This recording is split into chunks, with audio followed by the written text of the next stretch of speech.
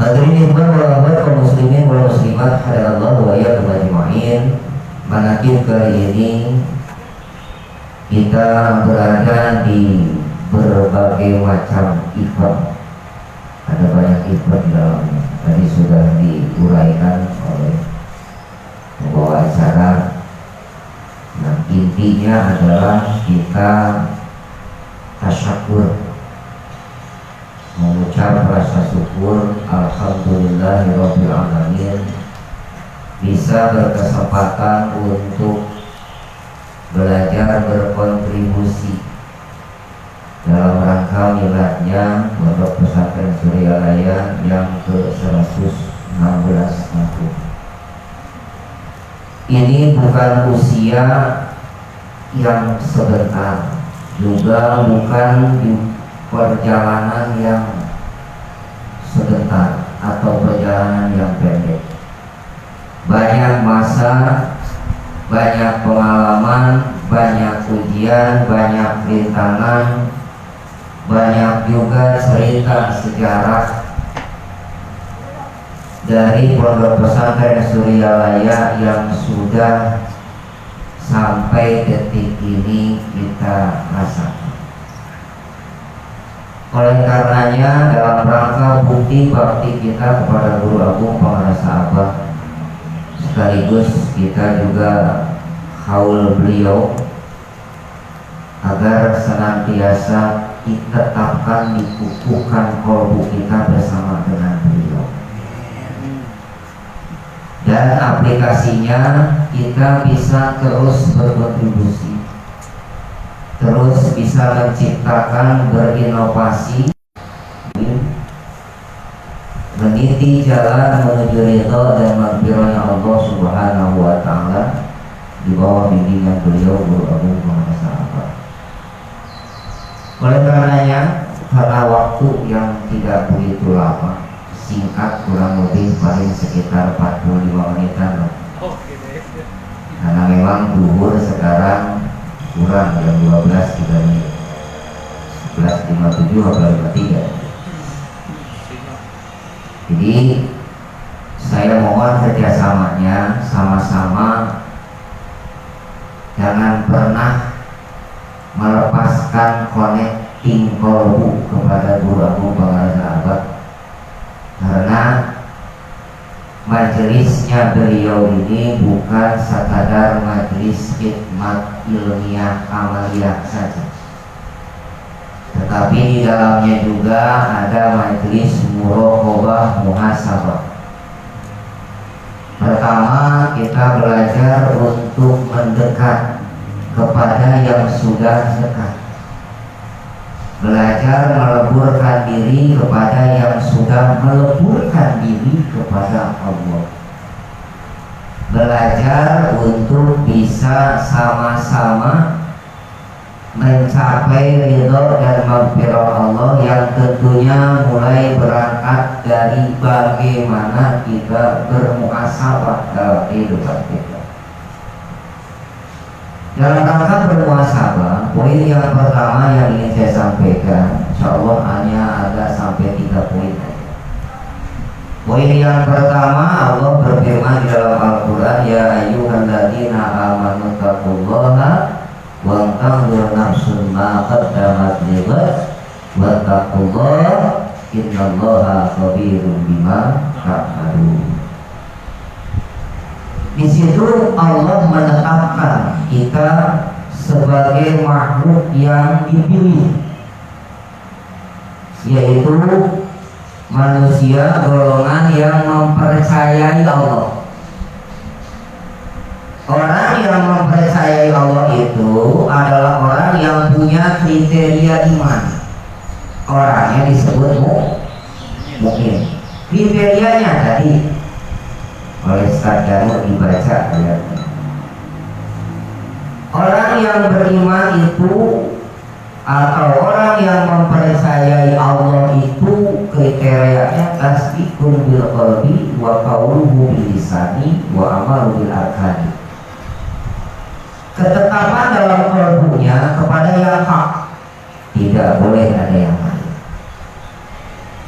Yang kedua, kaulnya, ucapannya, perkataannya diekspresikan dalam bentuk mahabbah, cinta kepada yang hak, dengan selalu memuji dan mengagungkan Allah.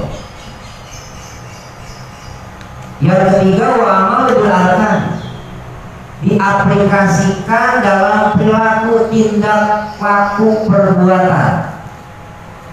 Bahasa tanbihnya itu apik, tilit, jeung pamilih karena jalan anu hidup dohir batin.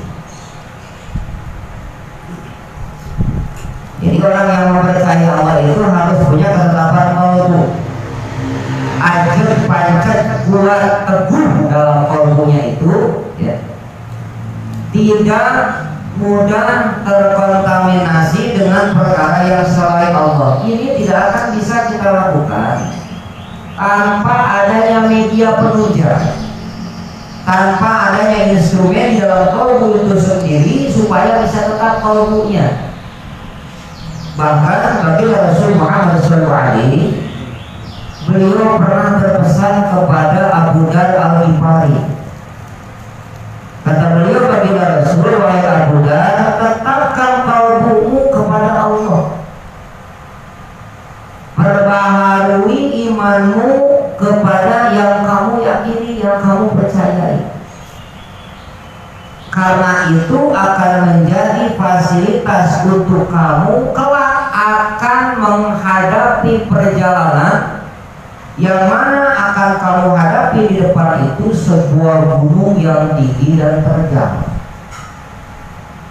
Ketika engkau wahai Abu Dar ingin naik ke gunung yang tinggi terjal tersebut, maka turunkanlah beban dalam dirimu. Mendina bahasa Sunda mah ecakeun. Ada orang Sunda di sini? Allah. Turunkan beban dalam nafsu. Jelas kalau kita ingin berjalan yang treknya itu nanjak, naik, berarti beban juga harus dikurangi, diturunkan. Bahkan kalau bisa harus lebih ringan ketimbang beban sesungguhnya yang ada di dalam beban diri itu sendiri. Abu Dar bertanya, ya Rasulullah, beban apa yang ada di dalam diri untuk bisa naik ke puncak gunung tersebut? Kata baginda Rasul, asin billah, bentuk-bentuk maksiat kepada Allah, bentuk-bentuk dosa kepada Allah, bentuk perkara yang selain Allah. Ini juga yang menjadi ringannya kita melaksanakan ibadah ketika perkara tersebut tidak membebani, menghinggapi, apalagi bercokol dalam nafsu kita. Coba kalau masih banyak maksiat, masih banyak dosa, masih senang kita nunjuk orang, membanggakan diri, menjelekkan orang, meninggikan diri, berat Pak ibadah. Sulit untuk mengaplikasikan iman ke dalam akhlak.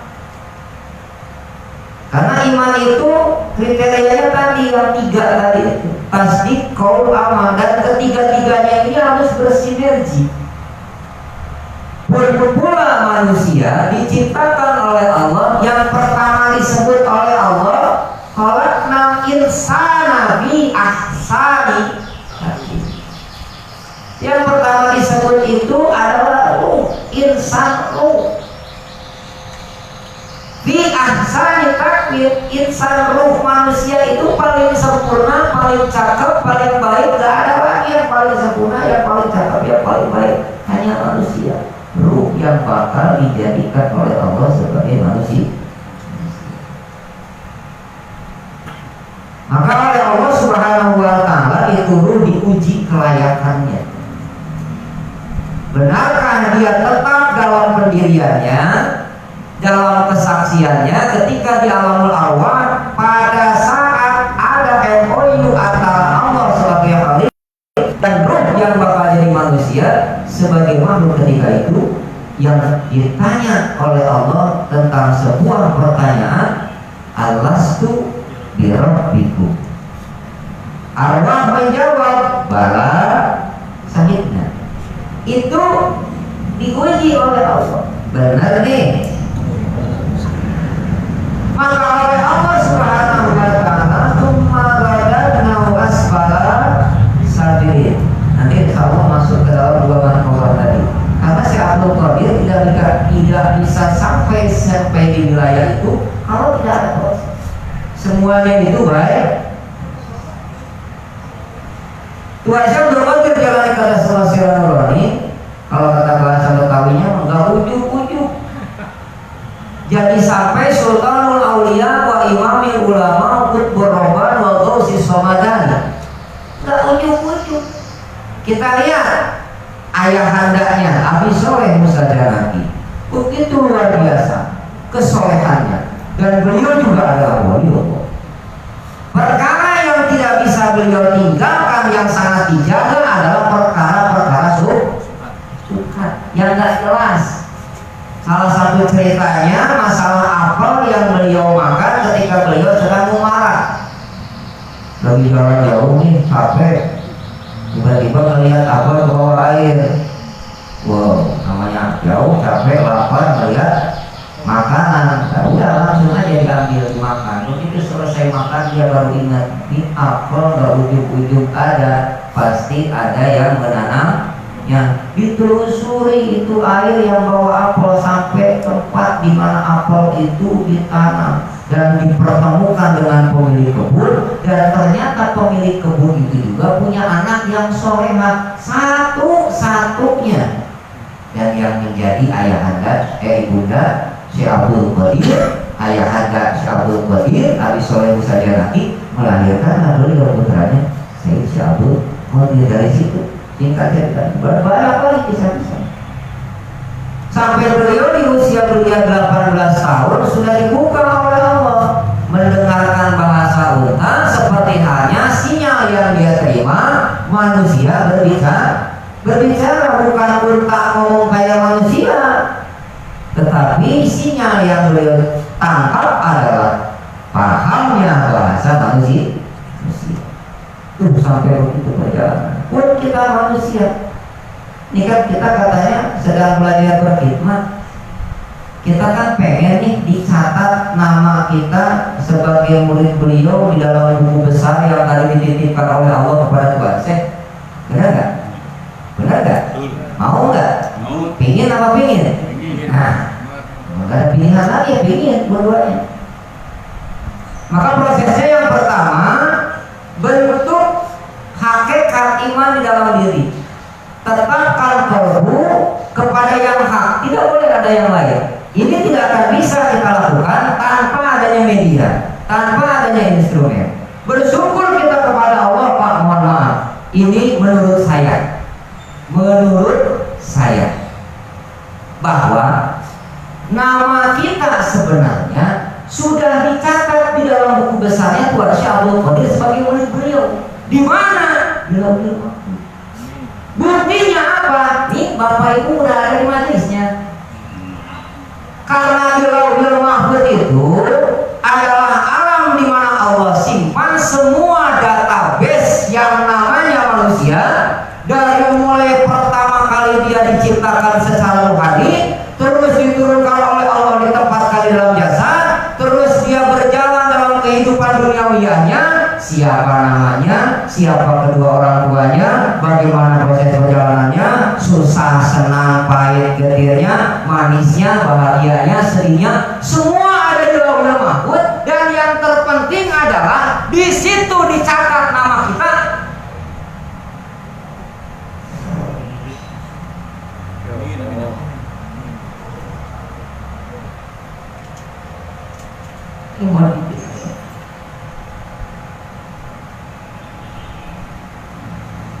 Dicatat nama ibu dan bapak bersebelahan dengan Syekh Ahmad Sohibul Wafadatul.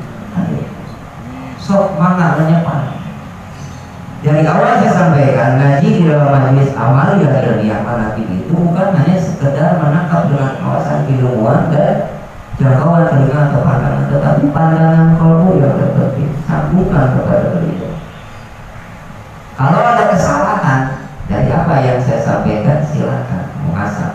awasi sampai. Itu yang pertama, yang paling terpenting. Dan Muhammad sebelahnya ada nama catatannya Ahmad Sohibul Wafat Najulaluddin Syekh Abdullah Muharram bin Muhammad. Ada keterangannya dipertemukan dalam perjalanannya tanggal sekian bulan sekian dengan tentunya melewati berbagai macam rintangan dan tidak mudah bisa sampai di wilayah ini. Ayo. Jadi hanya jangan sebatas seremonial nilai wilayah itu, tetapi harus bentuk dalam diri kita sudah berapa jauh dan banyak kontribusi kita kepada masyarakat, terutama kepada pondok pesantren. Kembalikan kudroh dan iradahnya kepada yang hak, yaitu Allah Subhanahu wa Ta'ala, dengan pujian alhamdulillah, bentuk rasa syukur kita kepada Allah, terima kasih kepada beliau guru para sahabat, bahwa ternyata yang pertama kali dicatat di Lauhul Mahfuz itu nama kita disandingkan dengan salah satu nama aulia Allah.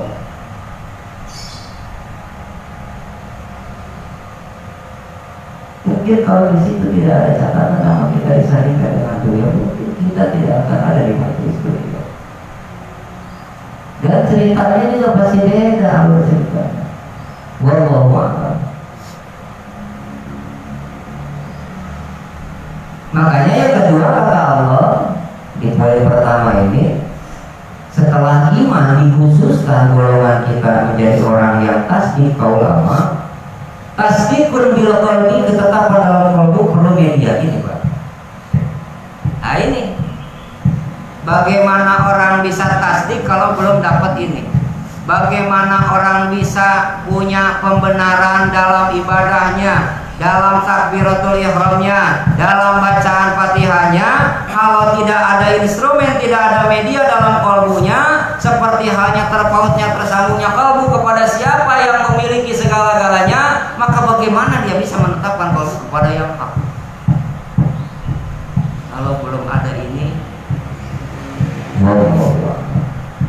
ini asdikun bil qalbi. Bersyukurlah Bapak Ibu sekalian, satu nama di Lauhul Mahfuz sudah ditakdirkan disandingkan dengan salah satu nama Allah yang ada di zaman kita sekarang. Yang kedua, diberikan kesempatan untuk bertemu dengan beliau dan mengambil pelajarannya, menerima talqinul dzikri, menerima bimbingan beliau, dan kita juga harus mau dibimbing, jangan cuma hanya menerima saja. Kebanyakan kita menerima saja, belum bisa untuk menerima mau diterima bimbingan, tapi dibimbingnya kadang-kadang kita juga belum mau. Salah satunya 2/3 malam, 1/3 malam. Itu salah satu bentuk tanggung jawab mursyid kamil kepada muridnya. Digeuing urang teh diundang ke tengah penting teh. Di waktu malam 2/3 malam atau 1/3 malam nggak perlu, kadang kita nggak pakai alarm, kadang pakai alarm kalau memang nggak bangun, tapi kalau untuk itu tanggung jawab seorang mursyid yang irsyad kepada muridnya, tiba-tiba kita mendusir melek jam segitu, itu udah diserahkan dah kepada kita, mau lanjut atau enggak. Lanjut tuh ya, untuk melaksanakan qiyamul lail, enggak ya paling selimut lagi. Selimut juga ada dua versi, ada selimut yang halus lembut tak bergerak, ada selimut yang tanda kutip. Ya kalau saya mah yang kedua, Pak, tarik selimut, karena memang jam-jam segitu aduh, apalagi menjelang tarik ya, menjelang subuh, aduh, bahasanya itu angin sepoi-sepoi basah, bener-bener itu ya. Iman, tasdik, qaul, amal. Yang kedua itu taqwa, taat patuh kepada Allah. Yang tentunya kita tidak bisa dengan ketakwaan, ketaatan dengan kapasitas kita. Bagaimana caranya? Itu tadi. Yang kedua dalam kriteria iman ada namanya wa qauluhu bil lisan, lisannya selalu basah memuji mengagungkan Allah dalam kalimat yang afdal, kalimat yang mulia, kalimatul ikhlas, dan ini kalimat juga disebut sebagai kalimat taqwa, yaitu kalimat la ilaha ini. Untuk jadi orang yang bertakwa sulit, bisa sampai ke wilayah takwa sulit, apalagi bisa mengaplikasikan takwa dalam diri juga sulit, maka minimal kita berada di dalam kalimat takwa. Kalau kita sudah berada di dalam kalimat takwa, kata Allah, sudah masuk di dalam bentengnya Allah. Kalau sudah berada di dalam bentengnya Allah, maka Allah akan bertanggung jawab menjaga, memelihara, menghalau semua perkara-perkara yang selain Allah. Makanya Allah teruskan, wa tanzur nafsun ma qaddamat lighad, wa tanzur nadhara yang dulu unzur.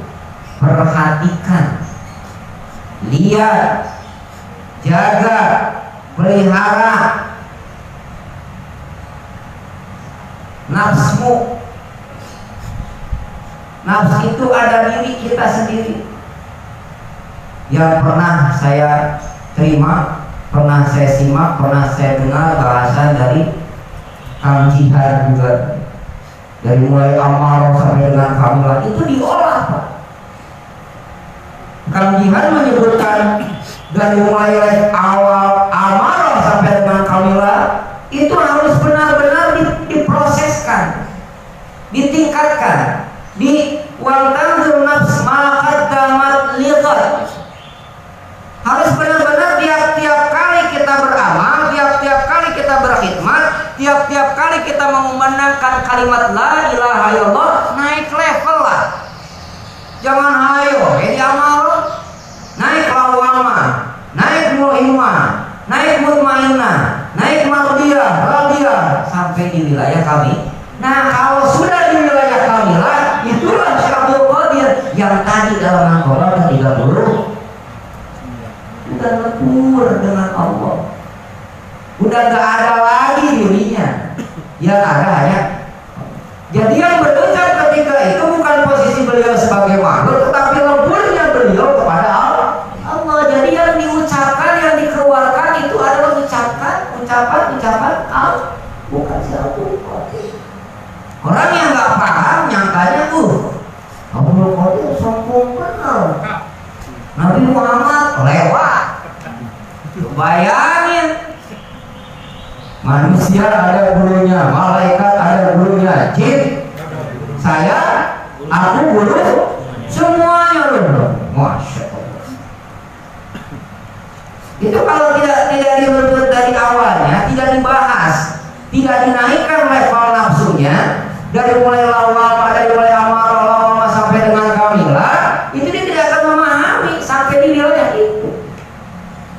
Beliau ketika terbang melayang-layang di atas ribuan manusia, majelis yang beliau pimpin, ya, seraya berkata demikian tadi, itu bukan beliau sebagai manusia, bukan sebagai makhluk, tetapi sedang berposisi lebur dengan Allah.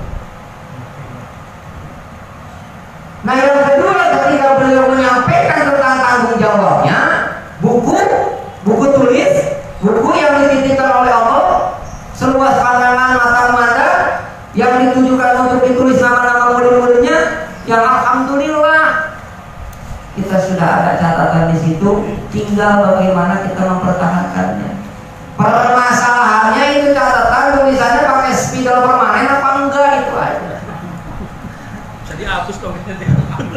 Itu tuh, catatan mah udah ada Bapak Ibu sekalian, udah ada, udah jangan takut, udah tenang, udah ada. Cuman persoalannya itu catatan ditulisnya pakai spidol permanen apa enggak, itu yang kita nggak tahu. Makanya kriteria murid itu ada. Untuk sampai ke wilayah murid juga di bawah ada murid tadi, ada pemula, ada tahapannya. Nah, kriteria-kriteria itulah yang harus kita upayakan, yang harus kita kondisikan, berangkat dari waktu bernafsu ma'qaddamat. Sedikit saya ulas dari penyampaian yang pernah saya dengar dari Kang Jihad. itu amaroh perkara yang semua jelek, kepribadian dalam diri. Terus yang kedua lawama, bahasa guru saya mah kapur-kapur, tadi nanti dia bilang. Apa itu kapur-kapur? Nah, kalau lagi benar-benar lempeng jalannya teh. Kalau lagi nggak benar ya melenceng. Kalau lagi rajin tahajud. Kalau tahajud ada 1000 rakaat dikerjain semua itu. Kalau ada. Kalau lagi rajin lagi lempeng. Tapi kalau lagi malas baru-baru yang sunat yang paruh berani dia tinggalin. Tuh lawama. Setelah itu ada mulhim, kepahaman dalam diri, kepekaan dalam diri. Dia tidak akan mau masuk ke dalam lubang yang sama, apalagi sampai terjerembab ke dalamnya. Controlling di dalamnya. Mulhim. Nah kalau udah di wilayah mulhim, ini menurut saya tadi, menurut saya, maka koreksi kalau salah. Orang yang mulhim itu adalah isi orang mulhim itu adalah salik suluk sholat. Karena di dalam mulhim itu ada taufik hidayah Allah yang diberikan kepada mereka seorang yang salik sedang suluk untuk sholat ilallah. Salik orang yang berjalan tapi jalannya dituntun, dipapan, dipegangin, dilepas, jatuh apa enggak kira-kira kalau jalan dipapan? Jatuh. Dipegangin, dituntun, begitu dilepas dikasih tahu alamat, ya dianterin, nyampe, tapi begitu dilepas kasih doang arahannya, nyampe, tapi lama, atau nyasar, bisa jadi begitu. Nah itu salib. Sungguh proses perjalanannya harus terus, model kayak orang belajar naik sepeda. Pertama dipegangin, kira-kira keseimbangan udah kelihatan, dilepas, getepluk jatuh, bangun lagi. Pegangin lagi, itu lama-lama sering dilepas ketimbang suluk tuh. Sholat sampainya dianterin. Saya tanya, Mas mau tanya, iya kalau rumahnya Haji Peri sebelah mana ya? Oh ini Pak, Bapak dari sini lurus, gang ke 1 kedua ada portal, Bapak belok kiri, lurus. Kira-kira di situ ada beberapa rumah sebelah kanan rumahnya Pak. Iya. Oh, paham Bapak? Enggak. Ya udah kalau begitu, ayo saya anterin, dianterin. Saya berarti seorang salib. Perjalanannya adalah kenapa? Karena dianterin, tuntun. Ya ini dipadatkan, ini kan saya bilang ini gang 1. Nah ini gang 2 Pak. Nah masuk terus buka dulu. Nah itu tuh rumahnya tuh yang ada. Maka itu tuh, nah itu sudah ada bendera misalnya. Nah, Bapak, oh ya itu ya dia. Sampai di situ dilepas jalan. Begitu sampai karena nggak kenal nggak tahu tok assalamualaikum, waalaikumsalam. Pak benar numpang tanya ini rumahnya Pak Haji Peri. Oh iya benar, Pak Haji Peri ada Pak, padahal dia yang keluar. Karena tahu nih, Pak jangan-jangan ya kan, sekarang tanggal berapa? Oh nggak ada, lagi keluar saya adiknya. Oh iya. Tapi kalau memang sampainya dihantarkan, diantar sampai depan rumah, begitu mulut salam, assalamualaikum, dari dalam mengucap salam wajib menjawab salam, waalaikumsalam, tuh orangnya ada, Haji Peri jalan kata siapa? Karena yang antar. Berarti akhirnya tanpa tidak disadari, tidak perlu capek-capek, walaupun dia nggak kenal, akhirnya jadi kenal, walaupun tadinya tidak tahu menjadi tahu kepada siapa? Pemilik rumah. Oh ini. Coba kalau ujung-ujung datang sendiri nggak tahu. Yang keluar emang benar-benar Haji Peri. Ngakunya enggak, saya bukan. Itu enggak siapa saya adiknya. Karena tadi waspada antisipasi gitu. Ya. Itu mulhimah. Dibimbing terus, dituntun terus, diayun terus, dipegangin terus sampai jatuh karena disampaikan. Kalau sudah sampai ke titik wilayah sholat, bukan usul Pak. Kalau usul itu udah baik itu Pak. Kita disebut salib aja, disebut perjalanan suluk aja, sampainya sholat aja itu udah luar biasa. Wow gitu. Udah luar biasa. Nah permasalahannya ketika kita dituntun dalam perjalanan, mau apa enggak, kebanyakan lagi dituntun dikewatin. Gak usah begini juga kali nuntunnya. Misi gua kan gitu. Saya butuh laki juga. Nah, kalau butuh perempuan, aduh. Tapi yang cakep kalau nenek juga sama kayak Dewati juga. Tuh mulhimah. Nah kalau sudah di wilayah mulhimah tadi diantaranya sampainya, jalannya dituntun terus, dibimbing terus, dipegang terus. Begitu ketemu dalam tujuan sampai ke rumah yang dituju, bertamu kepada orang walaupun gak kenal karena berdasarkan ditunjuk, dikasih tahu, diantarin, bahkan diperkenalkan, maka dia akan sampai di wilayah mutmainnah. Kira-kira tenang nggak kalau kita ngamuk ke rumah orang yang nggak pernah kita datangin, terus kita nggak tahu, tiba-tiba sampai ke rumah yang dituju dan bertemu dengan orang yang kita maksud, pemilik rumah tersebut, gara-gara diantarin. Tenang nggak kira-kira kalau begitu? Alhamdulillah, Bapak, akhirnya ketemu juga rumah Bapak ya. Aduh, terima kasih Pak ya, Bapak udah nganterin saya. Tuh, mutmainnah, tenang. Makanya yang mutmainnah itu setelannya Madiyah, Radiyah. Madiyah dia ridho, Radiyah Allah. Nah itu Pak, sekali lagi rumusnya nih. Madiyah orangnya ridho, Radiyah Allahnya. Berarti ilahi anta maksudi waridho kamat lubi. Itu rumusnya Allah dulu yang ridho apa kita dulu yang ridho? Oh. Tahu sekarang modelnya. Jadi kalau kita pengen ridho Allah ibu, belajar dulu kita ridho atas kudro dan irodahnya. Karena emang rumusnya begitu. Mardiyah dulu baru rodiyah. Orangnya ridho atas apa? Atas apa saja yang menjadi kudro dan irodahnya, maka Allah akan meridhoinya. Kalau orang itu belum ridho, ya belum menerima, minimal menurut bahasa Sunda menerima kenawe heula. Dikasih sakit, terpapar COVID positif, udah macam-macam itu swabnya dari mulai yang pertama deh sampai dengan PCR misalnya. Terima aja dulu. Oh ini kasih sayang Allah. Oh ini adalah syukur Allah. Oh itu terima dulu. Dengan begitu kita sudah memperkenalkan diri kita kepada Sang Khalik bahwa kita sudah mulai belajar ridho atas Allah ketetapan jika diberikan sakit, dikasih musibah, ujian, bencana, cobaan, terima aja dulu, terima. Makanya kriteria mukmin tadi jelas di situ. Innamal mu'minuna idza dzukirallahu wajilat. Dia akan ingat dulu kepada siapa yang punya kudroh. Dia akan ingat dulu kepada siapa yang punya hak. Dia ingat dulu kepada siapa yang punya segala-galanya. Jadi intinya terima itu, menerima. Apa yang dia terima? Wa idza tuliyat awan zadatu imana. Bisa nambah imannya ketika dilakukan atau diperlihatkan atau disodorkan atau diberikan tanda-tanda kekuasaan Allah, kewenangan Allah. Yang namanya tanda-tanda kekuasaan Allah itu luas Pak, bukan hanya sekedar yang kita lihat, termasuk kudroh dan iradah Allah itu adalah kuasa Allah. Takdir kita lagi senang, gak akan lama senang, tadi juga Bapak jadi sedih.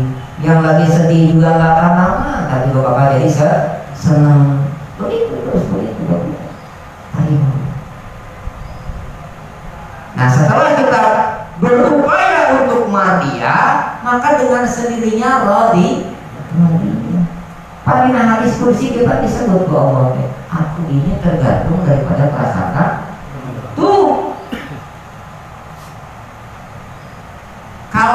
kalau tidak sampai seperti itu, ayatnya juga tidak akan melakukan khalaqnal insana fi ahsani. Tidak akan begitu ayat. Jadi kita diciptakan oleh Allah, perangkatnya 4. Alladzi arsala rasulah al-huda ad-dinil haq. Allah punya legalitasnya, punya kewenangannya. Allah kasih utusannya, ditunjuk siapa yang diutus oleh Allah, Allah juga sertakan bimbingan di dalamnya, petunjuknya, dan yang disampaikan dibawa diberikan petunjuk itu adalah ad-dinil, ajaran yang benar.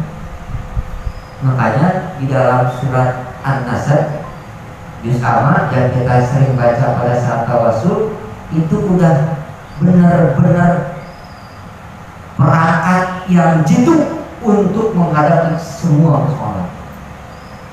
Firman Allah, "Idza jaa nasrullahi wal..." Gak apa-apa, kita agak putus-putus dulu karena untuk memahami kosakata. Jadi kita niatnya taklim, belajar, gak apa-apa. Tapi kalau dibaca harus benar-benar sesuai dengan aturan tajwid dan lain sebagainya. Kalinya mengganggu. Idza jaa, idza sungguh benar-benar jaa telah ada nasrullah, pertolongan Allah, wal fath dan kemenangan. Jadi Allah sudah siap, pertolongan dan kemenangan sudah ada atau belum? Udah ada, Pak. Buat siapa? Waro'a, perhatikan oleh kalian. Nah, semua manusia nggak dipilih oleh Allah. Sugan Allah bakal ditulung, bakal dikasih kemenangan buat orang yang iman aja, buat orang yang soleh aja, buat orang yang takwa aja. Enggak, ternyata di situ waro'a, nas. Tapi kuncinya daholah ya dulu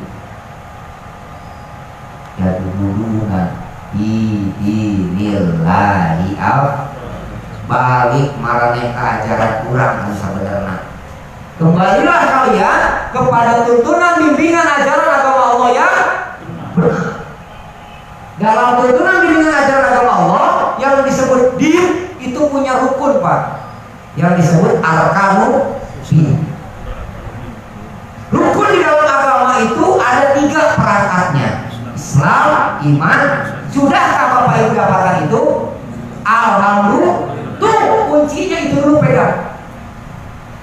Islam pertama, bayang dewa begitu. Syahadat kepada Allah, kesaksian kepada Allah. Inti kesaksian kita kepada Allah adalah zikir. Asyhadu an la ilaha.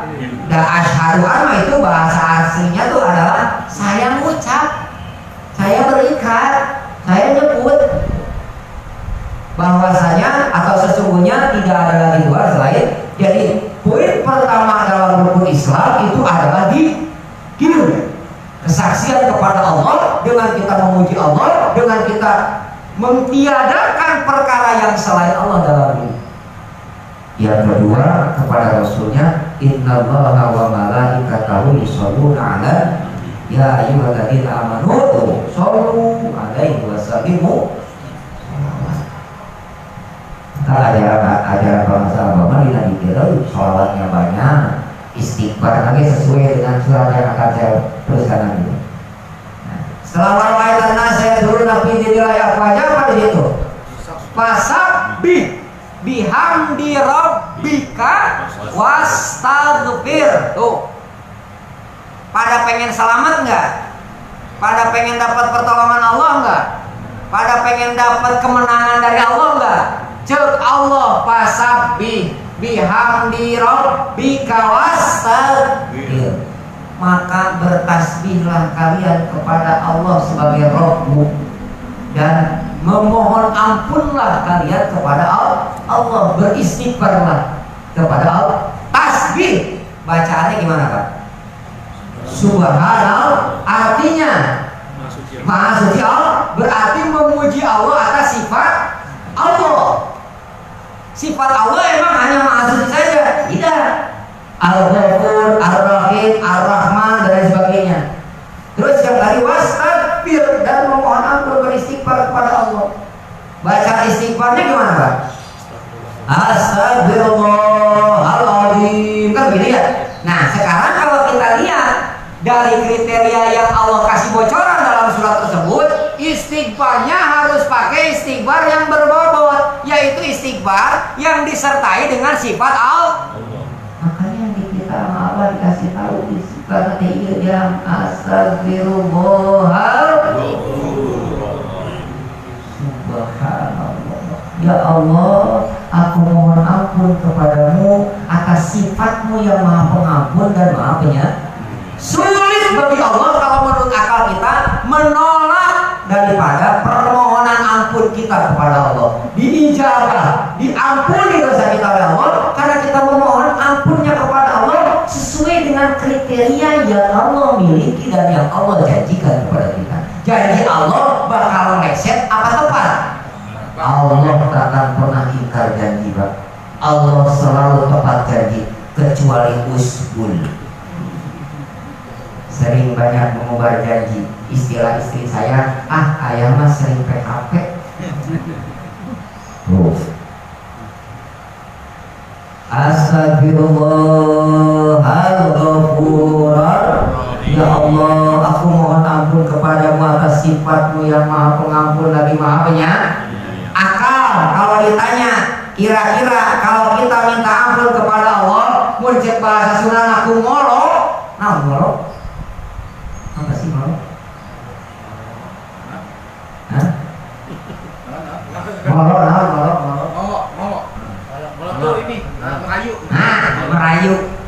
Merayu Allah dengan sifat yang maha pengampun dan lagi maha penyayang. Sulit kalau kata akal pasti sama Allah terima nih, karena Allah kan gak pernah janji, ya Allah ampuni saya ya Allah, Engkau kan maha pengampun dan lagi maha penyayang. Al-Ghafur Ar-Rahim. Lihat ending ayatnya. Kenapa saya berani bilang demikian? Tidak akan ditolak ampuni saja kepada Allah, diterima pengampunan kita oleh Allah, karena di situ ayatnya innahu kana. Oh, kana, awas kana di situ. Inna sesungguhnya hu Allah kana itu. Jadi udah benar-benar ada kana. Tawwaba. Apa tawwaba? Tuh. Enak kalau ngaji sama orang-orang yang ahli tuh. Depan orang kiai, ustaz, ajengan, nggak usah capek. Lempeng aja, capek kering. Karena kita balik ayatnya dari belakang kita baca, innahu kana tawwaba. Allah maha penerima taubat. Jadi kalau Allah maha penerima taubat, maka syarat yang pertama, wasabbih bihamdi rabbika wastakbir. Banyak istighfar dengan menyertakan sifat Allah. Astagfirullahaladzim. Ingat abamun. Kalau kita mau mikir tuh sifatnya kok beda, itu ternyata. Terus juga oleh Allah Subhanahu wa taala digolongkan kepada mereka-mereka yang waraitan nasayadul nabi dinillah wajah. Karena orang yang masuk ke dalam golongan orang-orang yang menurut Allah itu kembali kepada tuntunan dirinya ajaran agama Allah yang benar adalah orang-orang yang kembali kepada akal diri. Islamnya, imannya, ihsannya, jasad, ruh, rasa. Iman, ruh. Islam, rasanya ihsan. Tuh udah lengkap udah tuh. Tinggal bagaimana kita memanagenya aja. Kalau kita bisa memimpin dengan baik, maka insya Allah terus connect kepada dua muhasabah. Salah satu bentuk mungkin dari muhasabah kontribusi kita kepada beliau dalam rangka melihat pondok pesantren Surya ayat 116 tahun. Ayo naik. Sekarang kita lihat muhasabah dalam diri. Dari ayat maksud tadi amar bahwa memulima main amar dia kalau dia ada di mana kita posisi? Jawab diri masing-masing, jangan jawab pertanyaan saya. Karena yang tahu diri masing-masing kan guru. Kalau kita merasa bahwa dalam diri masih berada di amarah, naik atau jangan betah di amarah. Katanya pengen dicatat sebagai murid, katanya pengen belajar berhikmat, katanya pengen tahu jalan pulang. Iya. Kayak kata Nabiullah kata Allah, bagaimana kau bisa mengingkari aku Allah? Buat Anwar, padahal kamu tadi dalam keadaan mati. Pak ayah kemudian oleh aku Allah dihidupkan. Tsumma yumitukum. Kemudian dimatikan lagi. Tsumma yuhyikum. Kemudian dihidupkan. Nah, di kehidupan berikutnya kata Allah, tsumma ilaihi. Jadi ternyata start perjalanan yang sesungguhnya baru dimulai setelah kita dimatikan besok, lalu dihidupkan lagi. Sekarang gimana? Ini adalah fase pembekalan diri kita. Tasewang tanggur nafsun ma qaddamat yudat wattaqullah innallaha khabirun bima. Jadi lihat itu bukan hari esok sekarang, hari Minggu besok sana, bukan. Hari di mana isinya adalah kekal, keabadian. Ya, kalau kita berbekal diri dengan berbagai macam fasilitas, kebaikan dan kebajikan, maka ketenangan dan ketentraman yang juga kebahagiaan yang kita akan dapatkan terus menerus, tiada batas, tidak berkurang, tidak bahkan kontinu menuju perjalanan menuju Allah Subhanahu wa Ta'ala. Jadi seorang salih ketika dia sedang dalam suruh putus sholat Allah, tetaplah wa'tasimu bihablillah. Karena sudah jelas orang berikhohmah ya kriterianya dari mulai mungkinnya ya salah satu di antaranya ketika ya, bacakan ayat suci Al-Quran dipertunjukkan atau ditajalikan oleh Allah atas kekuasaannya, kewenangannya, dan imannya terus nambah, terus naik, nafsnya juga naik. Ya kata Allah, golongan orang-orang itu adalah ibrahim, mereka akan diangkat derajatnya oleh Allah makom yang luar biasa, dan rizkinya adalah rizkun karim. Tahu gak rizkun karim? Tahu gak rizkun karim? Fasilitas yang mulia. Jadi yang namanya rezeki rizkun karim itu bukan duitnya terus emosional, bukan. Fasilitas yang dimuliakan, dipilih, dieksklusifkan oleh Allah, bukan mengeksklusifkan diri. Beda mengeksklusifkan diri dengan dieksklusifkan diri. Disebutkan, dibedakan ke Allah, dipilih oleh Allah. Perasaan mungkin dalam diri. Mudah-mudahan video yang ada waktunya juga habis. Insyaallah next time 2 poin lagi kita ketemu lagi waktu dan kesempatan, tapi tetap dalam gelombang yang sama. Manakin bulan Syawal kira-kira kita sokong silakan. Semoga Allah berikan kekuatan dan kemampuan kepada kita agar kita bisa belajar bersama, istiqomah melaksanakan semua rangkaian yang melakukan dengan sempurna yang terjadi bawah dengan doa para sahabat. Syekh Muhammad bin Muhammad. Walhasil ini kita kelak husnul khotimah insyaallah, mudah-mudahan kita dijaga negara perkara-perkara yang serius. Ya, wassalamualaikum warahmatullahi wabarakatuh.